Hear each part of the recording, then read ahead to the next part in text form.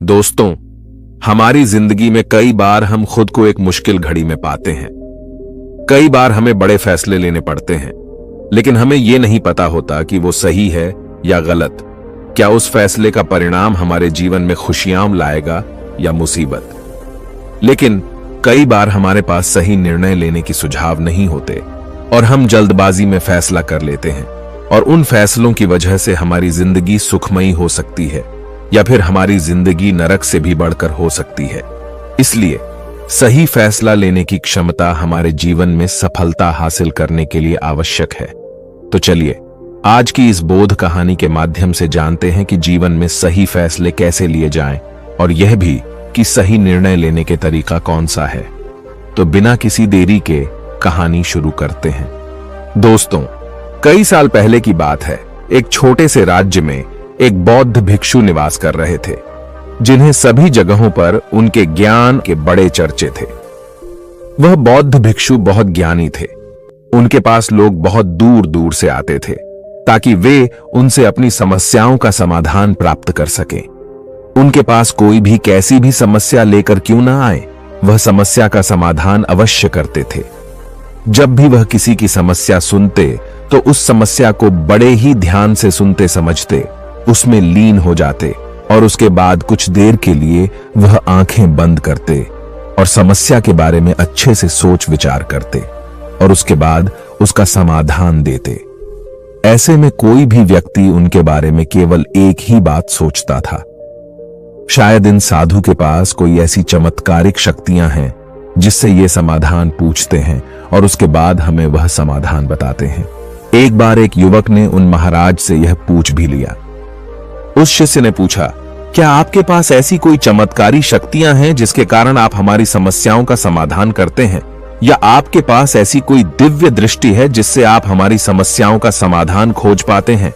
उस युवक की यह बात सुनकर वह साधु जोर जोर से हंसने लगे, लेकिन उन्होंने उस युवक की बात का कोई जवाब नहीं दिया। उसके कुछ ही दिनों बाद उस राज्य में एक बड़ी अजीब सी घटना घटी। उस राज्य में एक बुढ़िया औरत रहा करती थी, जो अपने पूरे घर में अकेले ही रहती थी। उसका कोई न था। उस राज्य से होकर 4 मित्र अपने घर की ओर जा रहे थे। वे लोग दूसरे नगर में काम करके पैसा इकट्ठा करके अपने गांव की ओर जा रहे थे। यह बात बहुत पुराने जमाने की है, जब यातायात के साधन न हुआ करते थे, इसलिए वे लोग पैदल ही यात्रा किया करते थे। इसी कारण वे चारों मित्र अपने अपने धन को इकट्ठा करके अपने गांव की ओर प्रस्थान कर रहे थे। उन चारों ने अपना अपना धन एक छोटी सी पोटली में रखा था, और उसी पोटली में उन सबकी सारी कमाई थी। तभी उन चारों मित्रों में से एक मित्र कहता है, मित्रों, इस तरह से यदि हम अपना धन अलग अलग रखेंगे तो इससे हमारा धन चोरी हो सकता है। क्यों ना हम अपना सारा धन एक ही पोटली में रख दे, जिससे हम सब इस पर ध्यान भी दे सकेंगे और हमारा धन सुरक्षित भी हो जाएगा। और जब हम अपने गांव पहुंच जाएंगे तो हम वहां पर अपना अपना हिस्सा इसमें से ले लेंगे। उन तीनों मित्रों ने उस युवक की बात मान ली, और वे सभी मिलकर अपना धन एक ही पोटली में रख देते हैं, और वे सभी मिलकर अपने गांव की ओर आगे बढ़ते हैं। चलते चलते काफी समय बीत चुका था और अब रात्रि होने वाली थी। तभी आगे चलकर रास्ते में उन्हें एक घर दिखाई दिया, जहां पर एक बूढ़ी औरत रहा करती थी। रात्रि का समय भी हो चुका था और उन चारों मित्रों को रात रुकने के लिए कोई न कोई जगह की आवश्यकता भी थी। ऐसे में उन चारों ने मिलकर यह योजना बनाई कि वे लोग आज रात इसी घर में ठहरेंगे। इसलिए वे चारों लोग उस घर की ओर आगे बढ़ते हैं। उस घर का दरवाजा खटखटाते हैं। तभी सामने से एक बूढ़ी औरत दरवाजा खोलती है, और उन चारों मित्रों में से एक मित्र हाथ जोड़कर उस बूढ़ी औरत से कहता है, माताजी, हम अपने गांव की ओर जा रहे थे, लेकिन यहां रास्ते में ही रात हो गई और अब हम इतनी रात में सफर नहीं कर सकते। इसलिए हमारी आपसे विनती है कि हम आपके यहां पर एक रात रुकना चाहते हैं। कल सुबह होते ही हम यहां से चले जाएंगे। उस बूढ़ी औरत ने काफी देर सोच विचार किया, और उसके बाद वह बूढ़ी औरत कहती है, ठीक है, तुम सभी आज रात के लिए यहां पर रुक सकते हो। मुझे कोई दिक्कत नहीं, मैं खाना बनाने जा रही हूं। कहो तो तुम लोगों के लिए भी बना दूं। उन चारों ने सहमति जताते हुए कहा, हां बिल्कुल, उसके बाद उन चारों मित्रों ने वर्धन की पोटली उस बूढ़ी औरत को थमा दी और कहा, माता जी, इस पोटली में हमारे साल भर की कमाई है। हम चारों ने अब तक का अपना सारा कमाया हुआ धन इसी पोटली में रखा है और अब हम इसे आपको सौंपते हैं, क्योंकि यह हम चारों से ज्यादा आपके पास सुरक्षित होगा। हम बस इतना चाहते हैं कि यदि हम चारों में से कोई एक व्यक्ति से लेने आए तो आप इस पोटली को उसे मत देना जब तक कि हम चारों एक साथ इस पोटली को लेने न आए। तभी वह बूढ़ी औरत कहती है, ठीक है बेटा, यदि तुम चारों एक साथ आओगे तभी मैं इस पोटली को आपको सौंपेंगी। और वैसे भी आप लोग तो सुबह यहां से चले जाने वाले हैं, मैं आपको सुबह ही यह पोटली थमा दूंगी। वह धन की पोटली उस बूढ़ी औरत को थमाकर चारों मित्र निश्चिंत हो जाते हैं कि अब उनका धन सुरक्षित है और वे लोग खाना खाकर सो जाते हैं। अगली सुबह जब वह चारों उठते हैं तो सभी लोग अपनी आगे की यात्रा के लिए तैयारियां शुरू कर देते हैं। उन चारों नौजवानों में से एक नौजवान थोड़ा सा बदमाश था। वह अपने उन तीनों मित्रों से कहता है, भाइयों, इस बूढ़ी औरत ने हमारी रात भर खातिरदारी की है, हमें अच्छा भोजन खिलाया, सोने के लिए अच्छी जगह दी, रात भर यहां सर छुपाने के लिए एक अच्छा मकान दिया और हमने अब तक उसके लिए कुछ नहीं किया। वह बूढ़ी औरत अकेले ही खेतों में काम कर रही है। क्या हम सभी यहां से जाने से पहले इस बूढ़ी औरत की मदद नहीं कर सकते? उस बदमाश नौजवान ने मन ही मन यह योजना बना ली थी कि वह किसी तरह से भी उस बुढ़िया से पोटली हासिल करके ही रहेगा। बाकी के तीनों मित्र उसकी बातों में आ जाते हैं और वे सभी मिलकर उस बुढ़िया की मदद करने अर्थात खेतों में काम करने के लिए चल पड़ते हैं। वे सभी मिलकर खेतों का काम कर ही रहे थे कि तभी वह बदमाश नौजवान अपने बाकी तीनों मित्रों से कहता है, मित्र, मुझे जोरों की प्यास लग गई है, मैं जरा उस बूढ़ी औरत से पानी मांग कर लाता हूं। वह बाकी मित्र भी अब काफी थक चुके थे, उन्हें भी जोरों की प्यास लगी थी, इसलिए वह तीनों मित्र उसे वहां से जाने की अनुमति दे देते हैं।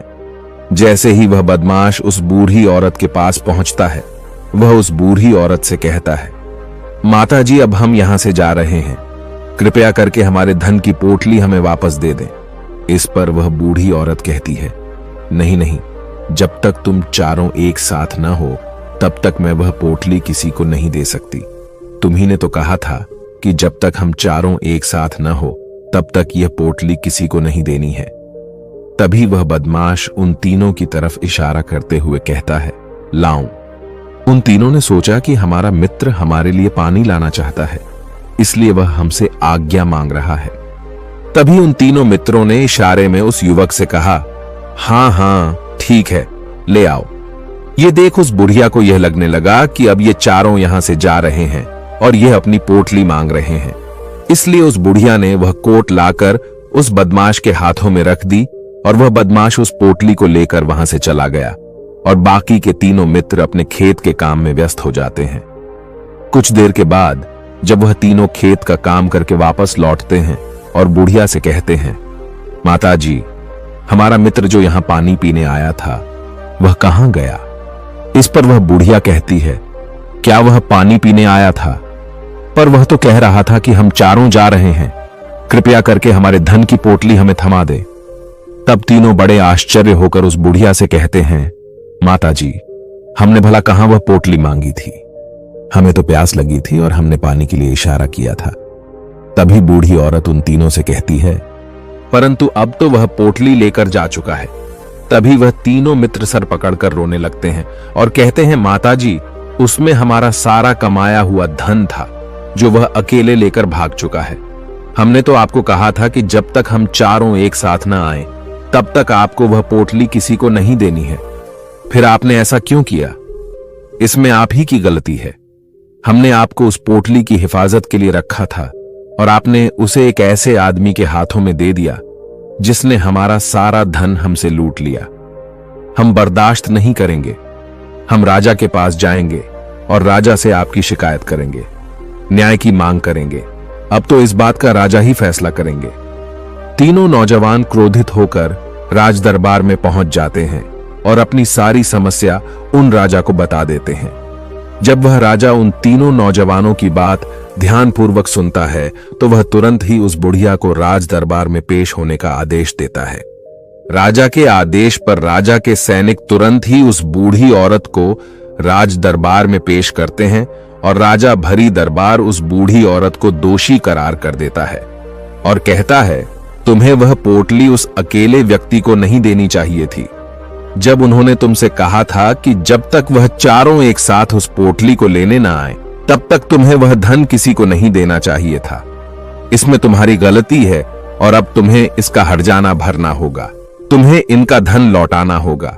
राजा का यह आदेश सुनकर बूढ़ी औरत फूट फूट कर रोने लगती है और राजा से मदद की गुहार लगाती है और कहती है, हे राजन, मैं तो एक बूढ़ी औरत हूं और मेरे पास इतना धन नहीं है और न ही मेरे घर में कोई ऐसा है जो धन कमाता हो।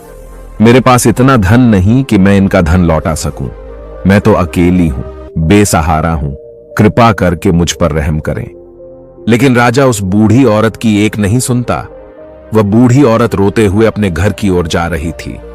यह सोच रही थी कि आखिर मैं इतना धन कहां से लाऊं कि कैसे मैं उन लोगों का यह धन उन्हें लौटाएंगे।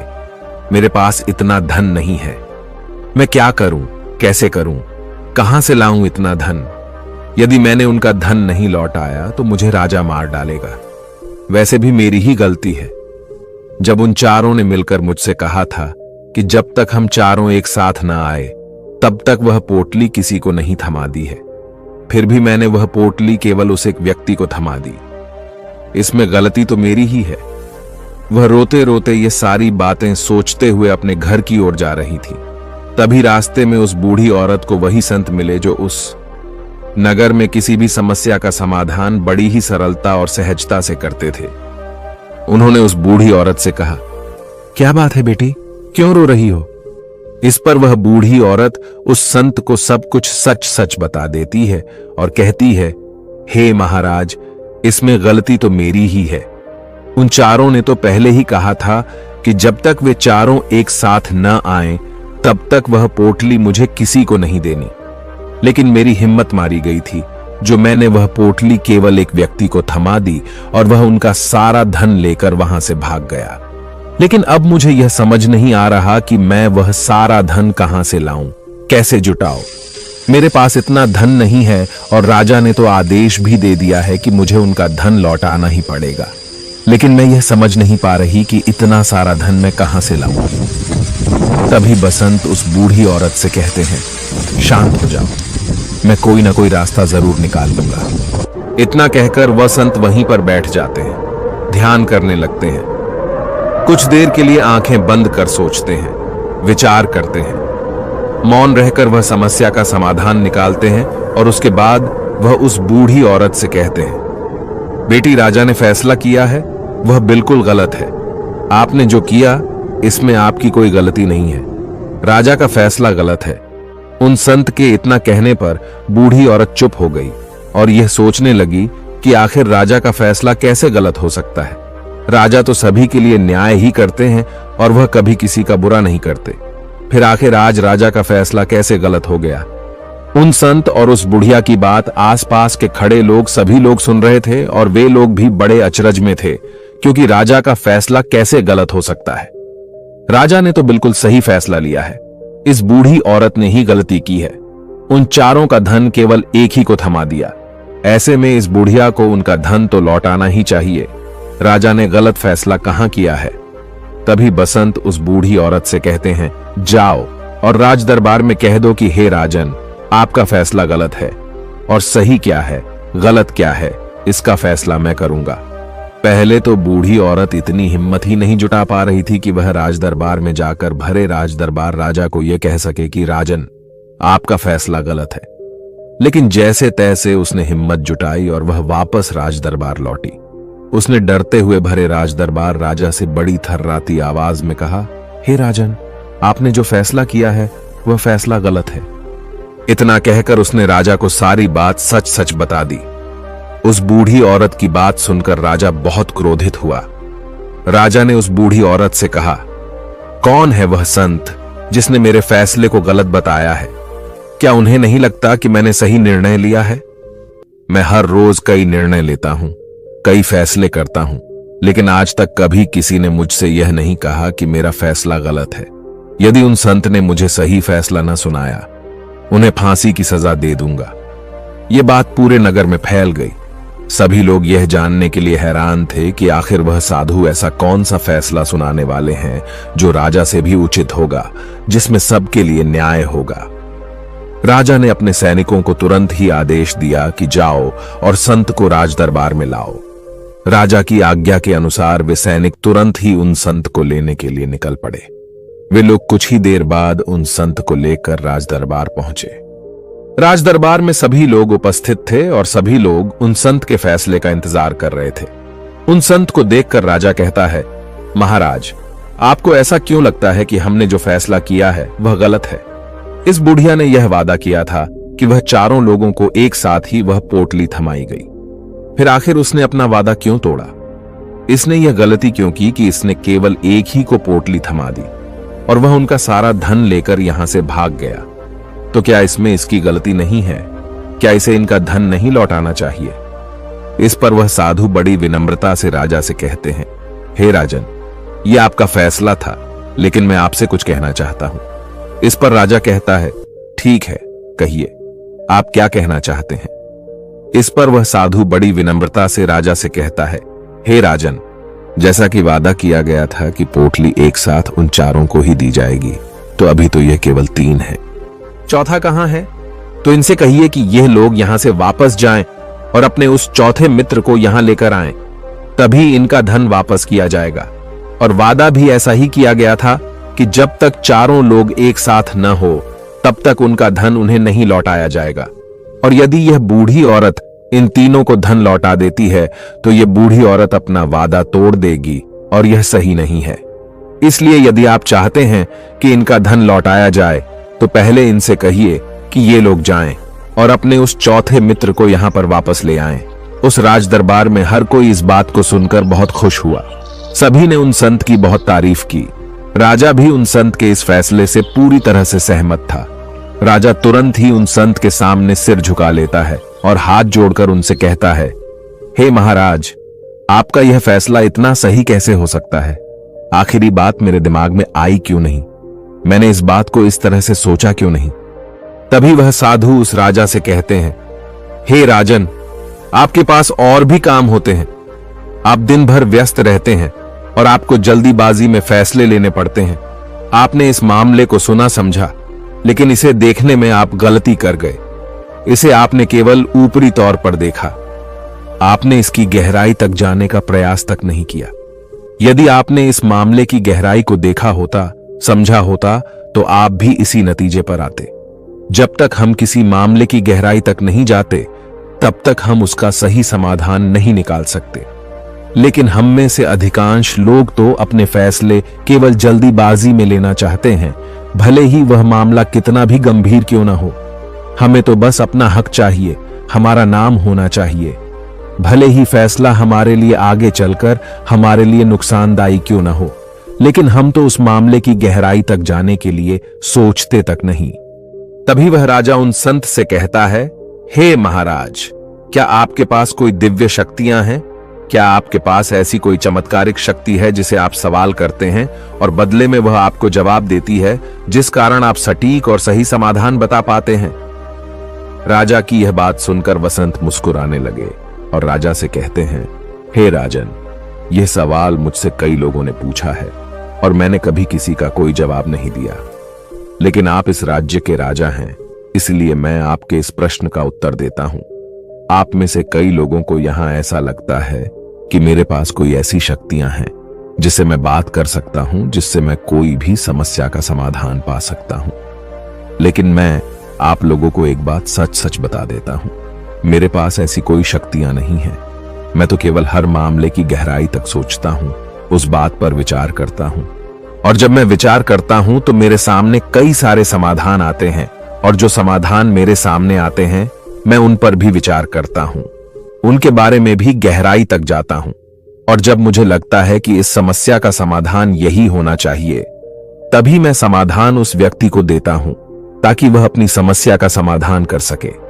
अब आप ही सोचिए, आप जल्दीबाजी में यह फैसला लेकर इस बुढ़िया का जीवन पूरी तरह से बर्बाद कर देते। हमारा पूरा जीवन केवल एक फैसले पर निर्भर करता है। यदि वह फैसला सही हुआ तो हमारा जीवन अच्छा बन जाएगा, और यदि वह फैसला गलत निकला तो हमारा जीवन नर्क से भी बदतर हो सकता है। इसलिए यदि आप सही और सटीक फैसला लेना चाहते हैं तो आपको मौन रहना सीखना पड़ेगा। मौन रहकर उस पर विचार करना सीखना होगा, क्योंकि हमारे फैसले ही हमारा भविष्य तय करते हैं, हमारी जिंदगी का अगला पड़ाव तय करते हैं। फिर चाहे वह फैसले छोटे हों या बड़े, वे ही हमारी जिंदगी को निर्धारित करते हैं। इसलिए सबसे पहले हमें सही फैसले लेने के लिए मौन रहना सीखना आवश्यक है, उन पर विचार करना आवश्यक है। और जब आप ऐसा करते हैं तो आपके सामने एक ही समस्या के कई सारे समाधान निकल कर आते हैं, और जब आप उन पर गौर करेंगे तो आपको यह समझ में आएगा कि उन फैसलों का समाधान कैसा होना चाहिए, कि समाधान से आपको क्या फायदा होगा और क्या नुकसान होगा। या उस समाधान पर सोच और विचार करने पर ही आप उसे समझ सकते हैं, और तभी आप यह निर्णय भी ले सकते हैं कि क्या यह समाधान उचित रहेगा या नहीं। और यह सब संभव हो सकता है यदि हम कम बोलना शुरू करें। कम बोलने का अर्थ यह नहीं कि आप पूरी तरह से मौन हो जाएं। इसका अर्थ यह है कि आप भीतर से शांत हो जाएं, और जब आप भीतर से शांत होने लगते हैं तो आपका मन स्पष्ट होने लगता है, साफ होने लगता है, और आप किसी भी चीज पर सोच विचार कर सकते हैं। और जब आप भीतर से शांत होने लगते हैं तो आप ऊपर से भी कम बोलते हैं। और जब आप धीरे धीरे कम बोलने के आदी हो जाते हैं तो आप साफ और स्पष्ट तौर पर सोच और समझ पाते हैं। आपके विचारों में शुद्धता आ जाती है, जिससे आपको यह साफ और स्पष्ट देखने को मिल जाता है कि कौन सा फैसला सही होगा और कौन सा फैसला गलत होगा। आपको उस परिस्थिति में क्या करना चाहिए और क्या नहीं करना चाहिए। लेकिन हम में से अधिकांश लोग अपने आप को सही साबित करने के लिए, अपने आप को ऊंचा साबित करने के लिए अत्यधिक बोलते हैं, और इतना बोलते हैं कि हर कोई उनकी बातों को गंभीरता से नहीं लेता। उन्हें ऐसा लगता है कि मानो ज्यादा बोलना ही हमारे लिए हमारा शस्त्र है। लेकिन वह यह भूल जाते हैं कि वह अत्यधिक बोलकर मूर्ख बन रहे हैं। लोग हमारा मजाक बनाते हैं, हमें मूर्ख समझते हैं, हमसे दूर रहने लगते हैं, क्योंकि उन्हें हमारी बकबक अच्छी नहीं लगती। लेकिन जब आप भीतर से शांत होने का प्रयास करते हैं और धीरे धीरे भीतर से शांत होने लगते हैं तो आप खुद ब खुद ऊपरी तौर पर कम बोलना शुरू कर देते हैं। इससे आपके मन में, आपके मस्तिष्क में एक साफ और स्पष्ट विचार उत्पन्न होते हैं, और आप अपने आप को साफ स्पष्ट तौर पर समझ पाते हैं, देख पाते हैं आपको कब, क्या, क्यों और कितना बोलना चाहिए, और आपको कब, कैसे, क्यों, किस तरह से कौन सा फैसला लेना सही है या नहीं, यह भी आप अच्छी तरह से समझ और जान पाते हैं। जब आप कम बोलना शुरू करते हैं तब आप अपने आप को बहुत अच्छी तरह से समझना शुरू कर देते हैं, अपने आप पर अच्छी तरह से विचार करना शुरू कर देते हैं। तब आपको यह बात भी बहुत अच्छी तरह से समझ में आने लगती है कि जो हम बेकार की बकबक करते हैं उस पर हमारे शरीर की बेवजह ही कितनी सारी ऊर्जा यूं ही व्यर्थ हो जाती है, नष्ट हो जाती है, जिसे हम चाहें तो किसी जरूरी काम में लगा सकते हैं, फैसले लेने में लगा सकते हैं, जिससे हम तनाव मुक्त रह सकते हैं और हमें अच्छी नींद भी आ सकती है। और यदि आप इसी प्रकार सोच विचार कर फैसले लेना शुरू करते हैं तो आपका मस्तिष्क भी अच्छी तरह से काम करने लगता है, और आपका मस्तिष्क पहले से भी ज्यादा शक्तिशाली हो जाता है। और इसका एक बहुत अच्छा उदाहरण भी आपको मैं बताना चाहूंगा।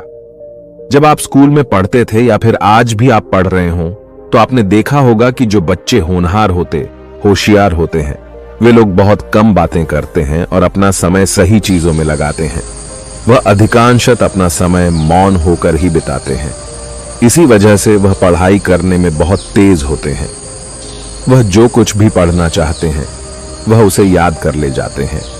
लेकिन वहीं पर दूसरी तरफ जो लोग बहुत अधिक बोलते हैं, यदि आप उन्हें पूरे 24 घंटे भी दे दें तो भी वह उस तरह से उन चीजों को याद नहीं रख सकते जिस तरह से वह मौन रखने वाले बच्चे उन बातों को याद कर लेते हैं।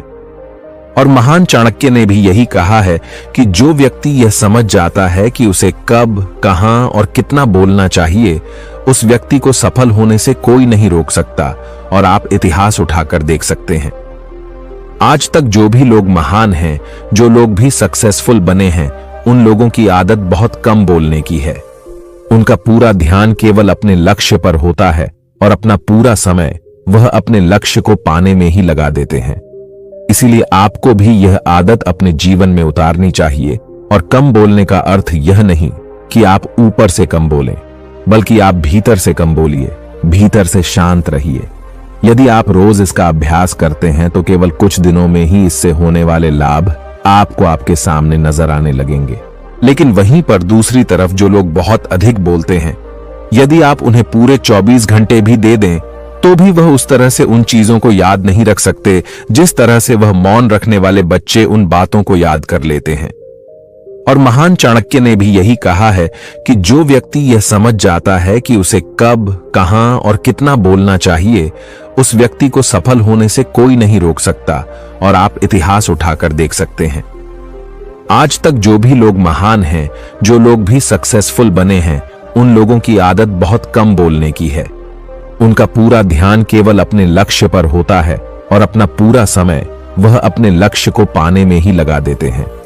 इसीलिए आपको भी यह आदत अपने जीवन में उतारनी चाहिए। और कम बोलने का अर्थ यह नहीं कि आप ऊपर से कम बोलें, बल्कि आप भीतर से कम बोलिए, भीतर से शांत रहिए। यदि आप रोज इसका अभ्यास करते हैं तो केवल कुछ दिनों में ही इससे होने वाले लाभ आपको आपके सामने नजर आने लगेंगे। दोस्तों, आपने आज के इस वीडियो से क्या सीखा वह मुझे आप कमेंट में बता सकते हैं। इसी के साथ में उम्मीद है कि आपको आज की वीडियो पसंद आई होगी, तो इस वीडियो को उस इंसान को शेयर करें जिससे यह कहानी सुनने की जरूरत है, और उसी के ठीक बाद चैनल को सब्सक्राइब करें। तो चलिए फिर मिलते हैं ऐसी एक और नई वीडियो में एक नए मैसेज के साथ। तब तक के लिए अपना ख्याल रखें। धन्यवाद और नमो बुद्धाय।